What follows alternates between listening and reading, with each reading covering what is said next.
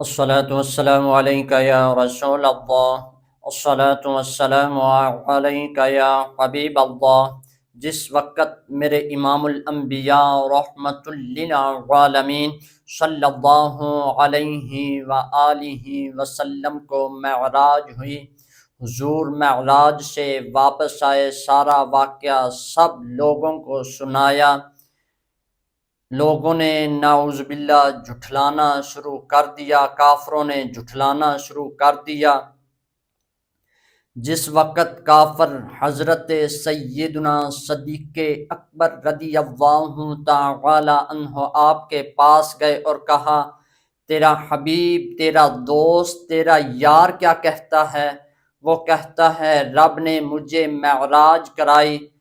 حضرت سیدنا صدیق اکبر رضی اللہ تعالی عنہ فرمانے لگے، اگر میرے حبیب نے یہ بات کہی ہے تو درست کہا ہے۔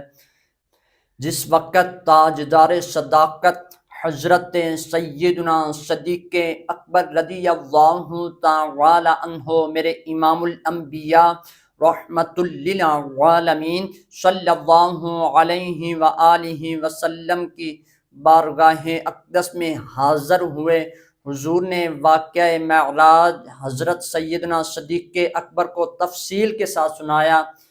حضرت سیدنا صدیق اکبر رضی اللہ تعالی عنہ ہر بات پر کہتے ہیں، حضور آپ صحیح فرما رہے ہیں، حضور آپ صحیح فرماتے ہیں، حضور آپ صحیح فرماتے ہیں۔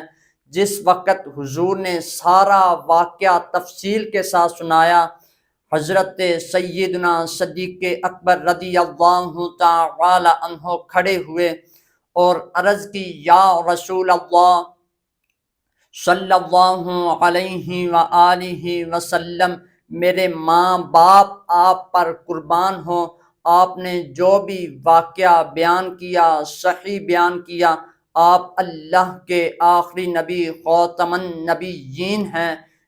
اس وقت حضرت سیدنا صدیق اکبر رضی اللہ تعالی عنہ آپ کو صدیق کا لقب ملا۔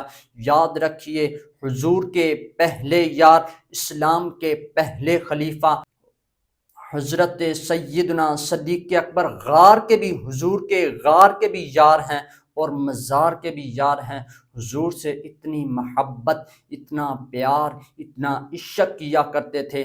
آج حضور خاتم المرسلین رحمت للعالمین صلی اللہ علیہ وآلہ وسلم کے ساتھ موجود ہیں۔ آئیے حضور سے محبت کریں، حضور سے عشق کریں، حضور کی ذات پر کثرت سے درود و سلام پڑھیں، تاکہ اس دنیا میں بھی اور آخرت میں بھی کامیابی حاصل کر سکیں۔ وما علینا الا البلاغ المبین۔